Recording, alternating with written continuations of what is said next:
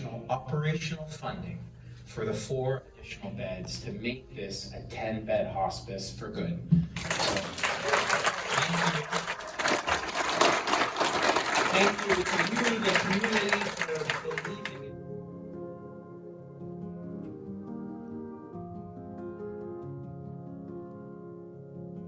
We have been privileged to supporting over 370 residents since we opened our doors in September 2020. Our palliative care community team, based out of Ed's House, supports those with a life-limiting illness, their families and caregivers anywhere in Northumberland County. We provide comprehensive service from time of diagnosis to bereavement, again at no cost. This community team provides services to over 400 individuals every year. So it's amazing impact into our community through not only our resident, but also our community programs.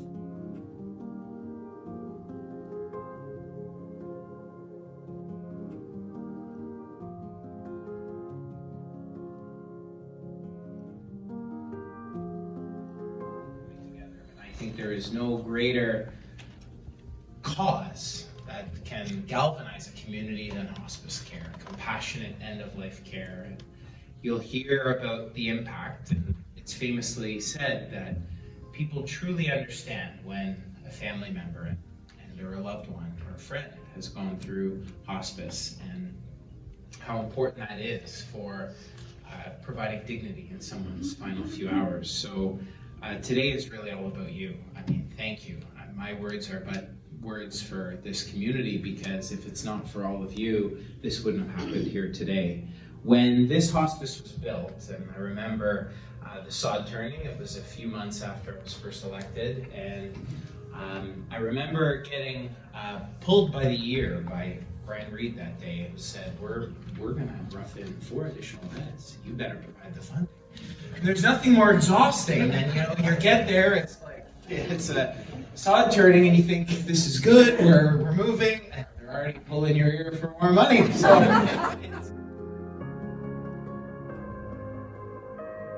was an important formative day that I remember, and I had appreciated the foresight and what Brian had said, and the foresight of all of you to rough in that additional room. It's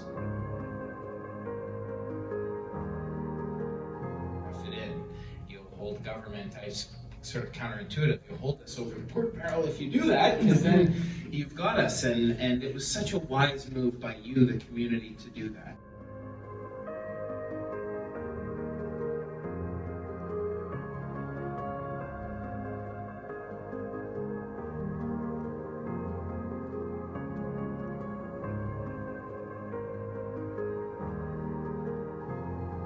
When it came to sports in our community, Ross Quigley was not with us, and I spoke with Ross when he was in Ed's House, and just the hearing someone's at home, that's what it's about, being at home with your family and loved ones. So he's not with us here today, nor is Troy, but you have made an impact on the lives of those families. And I also want to acknowledge Ed and Diane Lorenz, who have formative action. Peter is here today for what they've done, and most recently another friend of mine who's such wise advice, and I had the opportunity to invite me to a really formative experience with youth in our community, and that was Michael Parker. Michael's been such an advocate for Rotary Youth Exchange, and I'll never forget that time I went up to Trent University and spent an afternoon with him. And why do I say these stories? I know, and when you're at the podium, you can never pay respect to so many who deserve respect, and there's all of you who deserve it.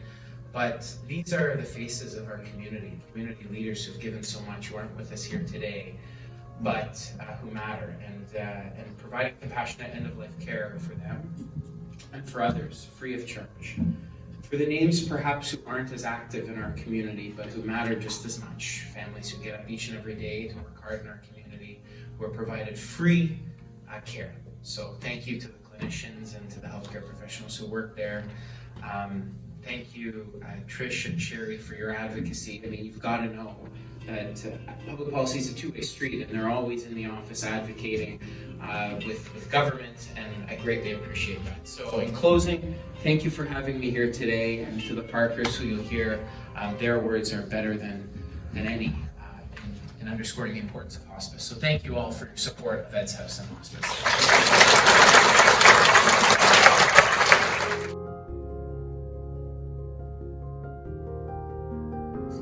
I said to his amazing team that Michael cannot live like this. His feet would have had to be amputated. He would have been on dialysis 5 days a week, and he would have had no joy. As a family, and with his team, we talked this over and made the decision to let Michael die peacefully and with dignity. I wanted him back in Coburg and at Ed's house.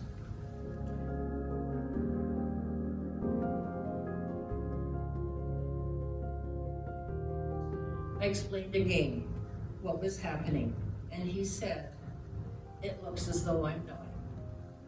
I said, "Yes, you are." And he accepted it gracefully and stoically, and that's who he was.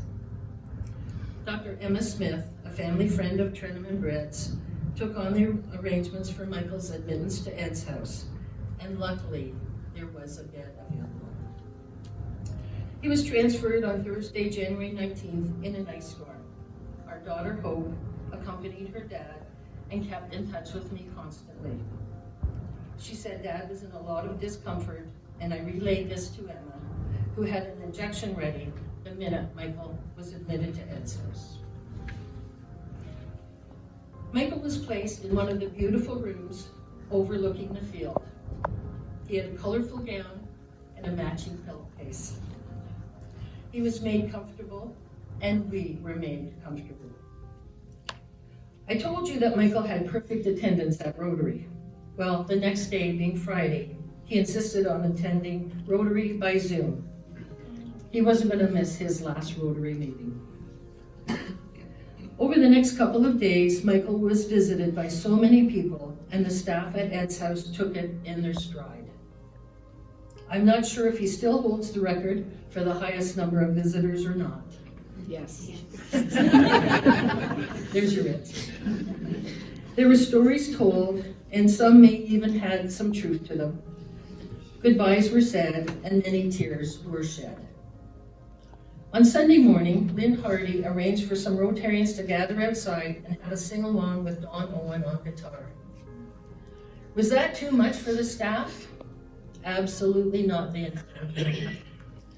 They bundled Michael up with warm blankets, and we took him out on the back porch, and he even sang along as best he could. And for that, we are grateful.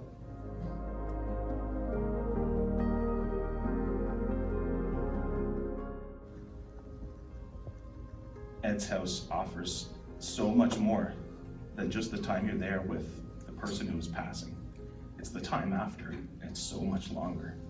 And to get through it is, you don't know what you're up against until you're in it. And I'm grateful to Winnie, to Sherry, to Nancy, to Donna, and everyone else who has offered to help. It's not just Ed's house, it's all the people in the community that ask, "Hey, how you doing?" And you're not always doing okay.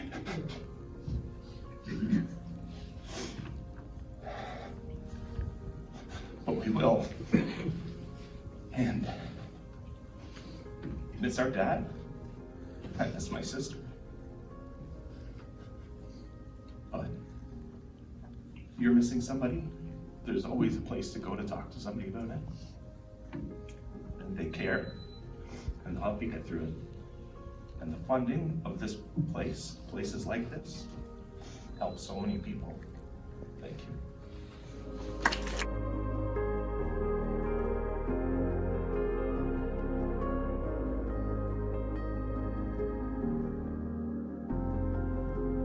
Brought everything together. What was important to Karen and Treno today that they talked about was really why we're there and why our staff do what they do at Ed's House and our volunteers. It was really uplifting to hear.